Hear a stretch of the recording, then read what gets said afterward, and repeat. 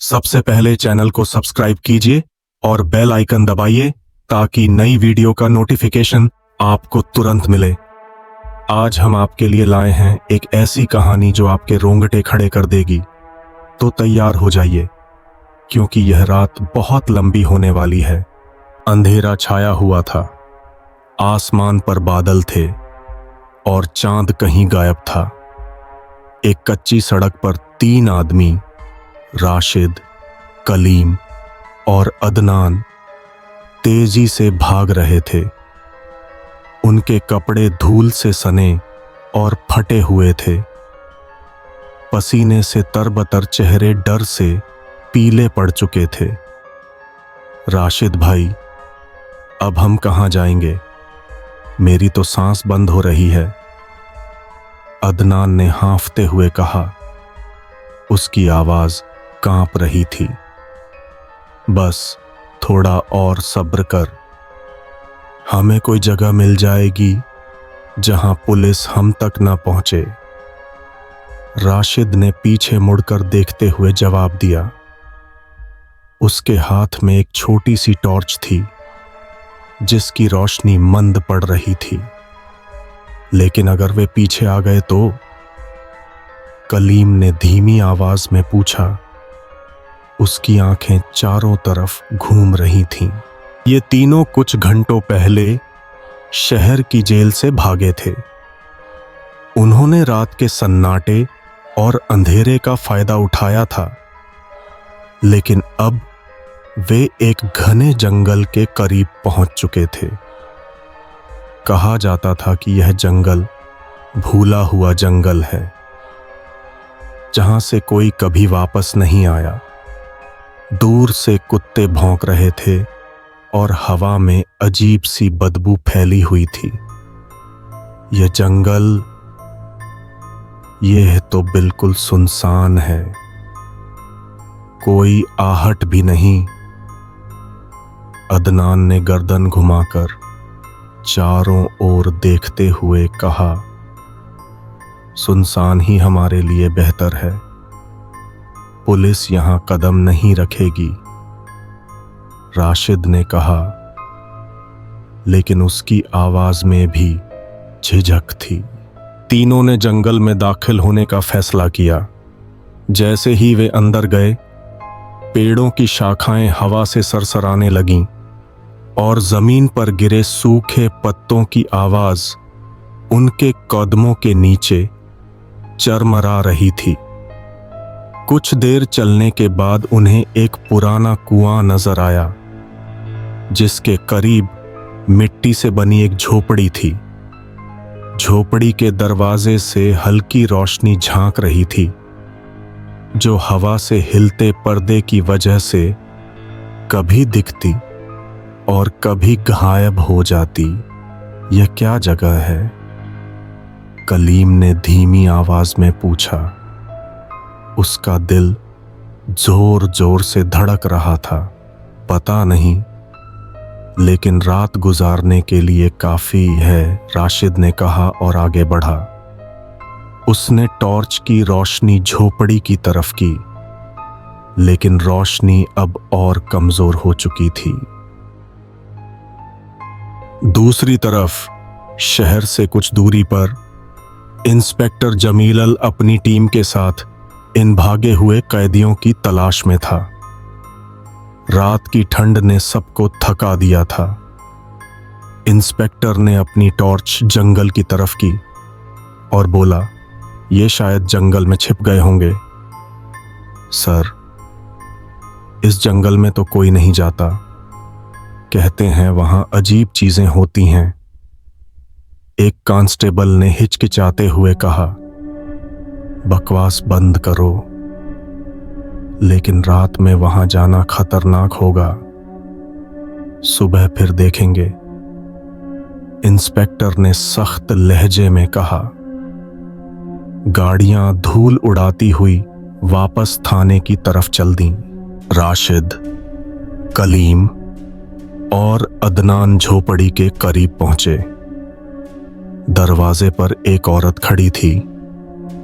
उसका चेहरा काली चादर से ढका हुआ था। उसके हाथ में हड्डियों की माला थी और वह एक छोटे चूल्हे पर कुछ पका रही थी। उसकी आवाज भारी और डरावनी थी। कौन हो तुम लोग? औरत ने अचानक सिर उठाकर पूछा।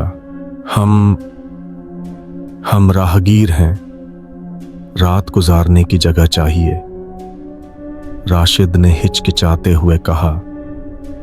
उसकी नजरें औरत के हाथों पर जमी थीं। अंदर आ जाओ, लेकिन मेरी बात माननी होगी, औरत ने कहा और दरवाजा खोल दिया। झोपड़ी के अंदर एक पुरानी चारपाई थी।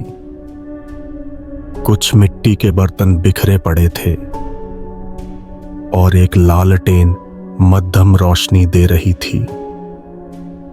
हवा से पर्दा हिल रहा था और बदबू ने माहौल को और भी भयावह बना दिया था। तीनों अंदर बैठ गए। तुम लोग भागकर आए हो ना? औरत ने मुस्कुराते हुए कहा। उसकी मुस्कान में कुछ अजीब सा था। अदनान का चेहरा पीला पड़ गया, लेकिन राशिद ने तुरंत कहा, नहीं, हम बस घर जा रहे हैं। औरत हंसी और बोली, झूठ मत बोलो, मैं सब जानती हूं, लेकिन फिक्र मत करो, मैं तुम्हारी मदद कर सकती हूं। कहानी अब एक नए मोड़ पर आती है।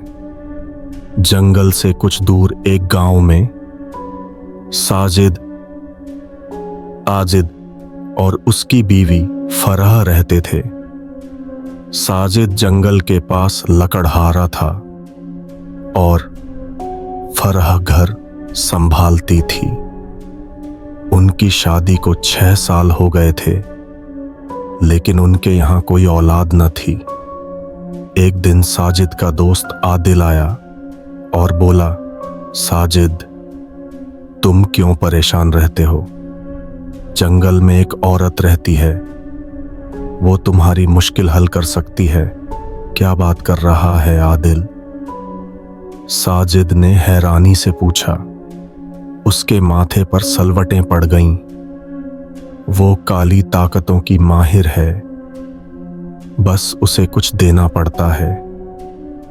आदिल ने रहस्यमयी लहजे में कहा। उसकी आवाज में झिझक थी। अगली सुबह साजिद और आदिल जंगल की तरफ निकले।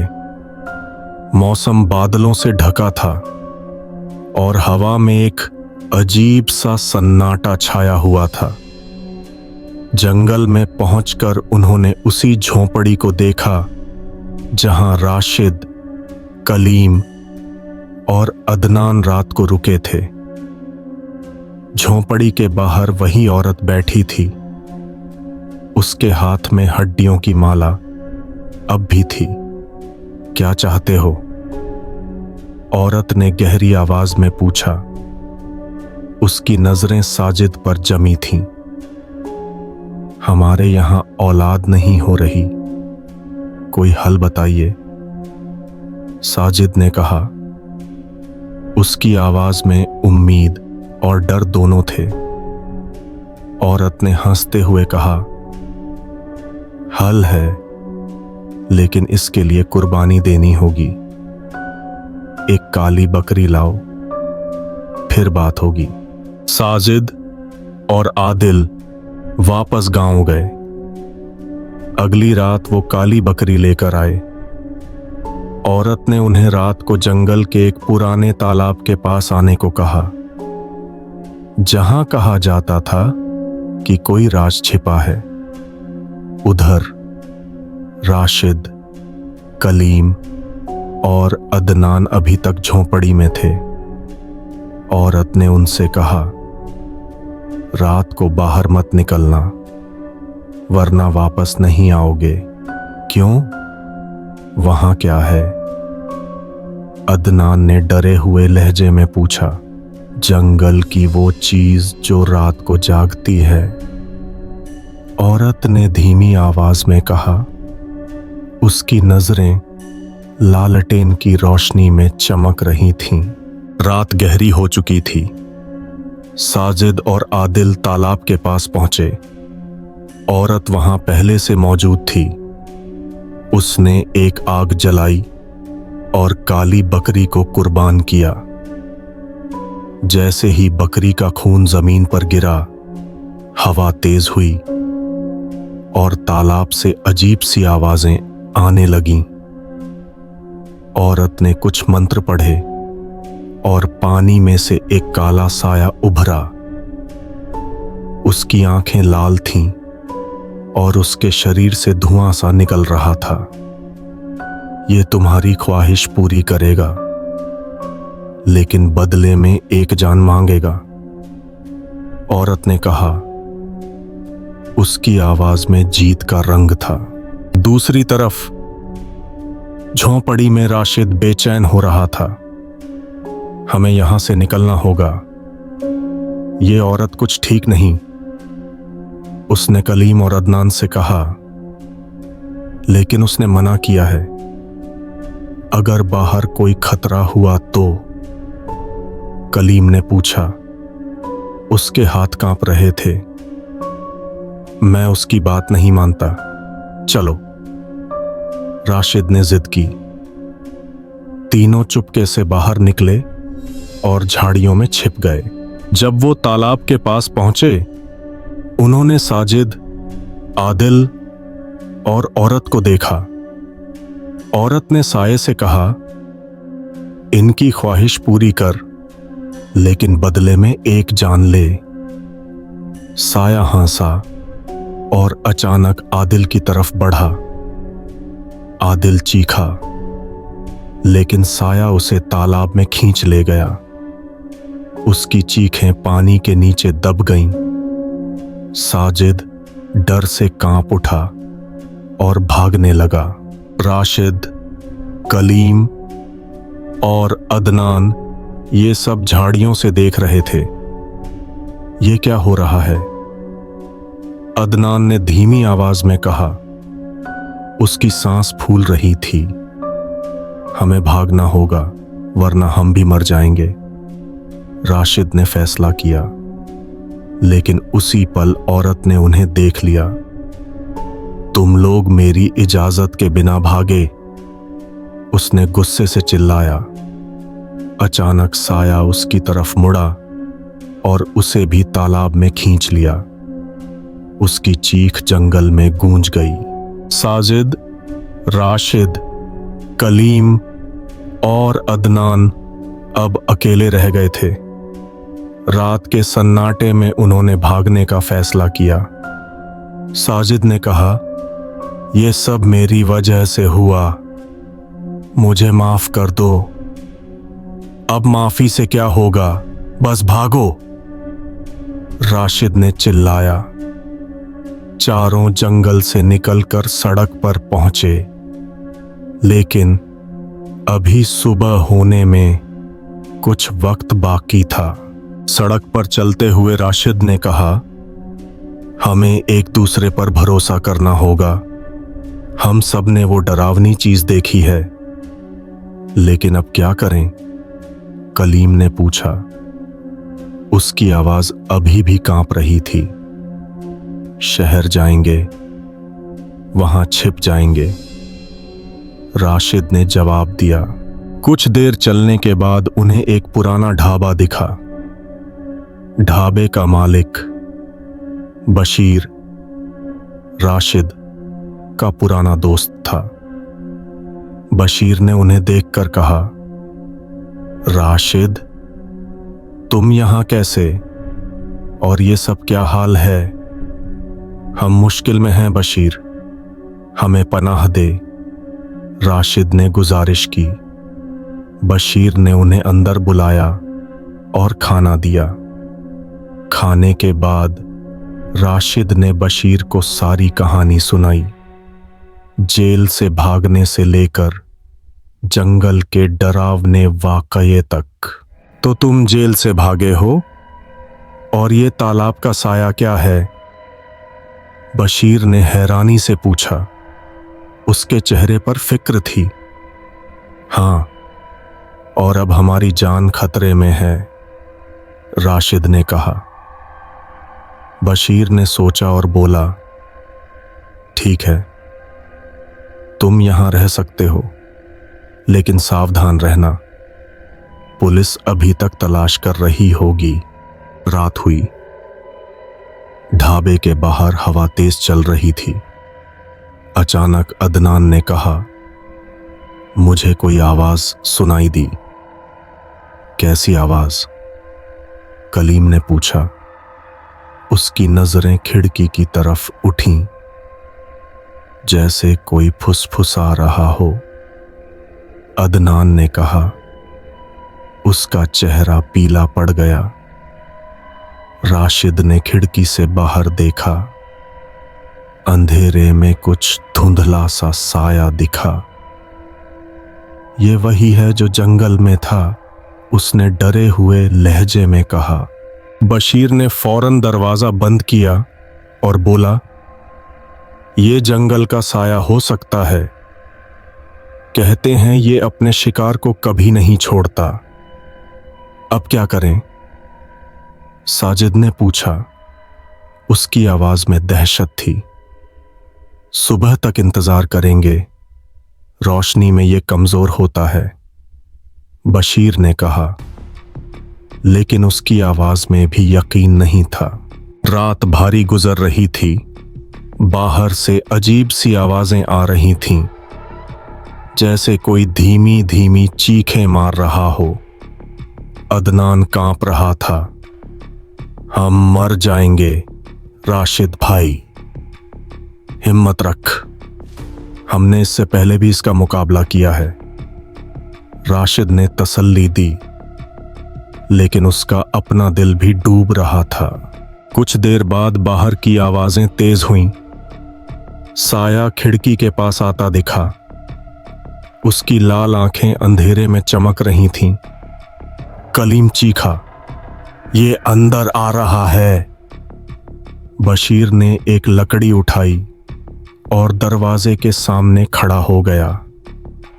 इसे अंदर नहीं आने दूंगा, उसने चिल्लाया। अचानक खिड़की का शीशा टूट गया और साया अंदर घुस आया।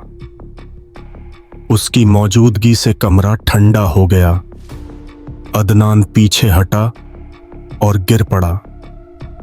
साया बशीर की तरफ बढ़ा, लेकिन राशिद ने फौरन लालटेन उठाई और साये पर फेंकी। लालटेन टूटते ही आग भड़क उठी और साया चीखकर पीछे हट गया। ये आग से डरता है, राशिद ने चिल्लाया। सबने जल्दी से चूल्हे से लकड़ियां उठाईं और आग जलाई। साया चीखता हुआ बाहर निकल गया, लेकिन उसकी आवाज अभी भी हवा में गूंज रही थी। क्या ये मर गया? साजिद ने पूछा। नहीं, लेकिन कमजोर हो गया है, बशीर ने कहा। सुबह होने में अभी कुछ वक्त था। सबने आग के चारों तरफ बैठकर रात गुजारने का फैसला किया। राशिद ने कहा, हमें एक दूसरे का सहारा बनना होगा। ये चीज हमें नहीं छोड़ेगी, लेकिन हम जिंदा हैं और ये बहुत बड़ी बात है, साजिद ने कहा। उसकी आवाज में अब हल्की सी उम्मीद थी। आखिरकार सुबह हुई। सूरज की पहली किरण ढाबे के अंदर आई और साया गायब हो गया। बशीर ने कहा, अब निकलो, शहर जाओ और अपनी जिंदगी नए सिरे से शुरू करो। राशिद, कलीम, अदनान और साजिद ने बशीर का शुक्रिया अदा किया और शहर की तरफ रवाना हो गए। लेकिन उनके दिल में वो डरावनी रात हमेशा के लिए बस गई थी। उम्मीद है ये कहानी आपको पसंद आई होगी। वीडियो को लाइक और शेयर कीजिए, कमेंट में अपनी राय दीजिए और नए दोस्तों से गुजारिश है कि चैनल सब्सक्राइब कर लें। शुक्रिया।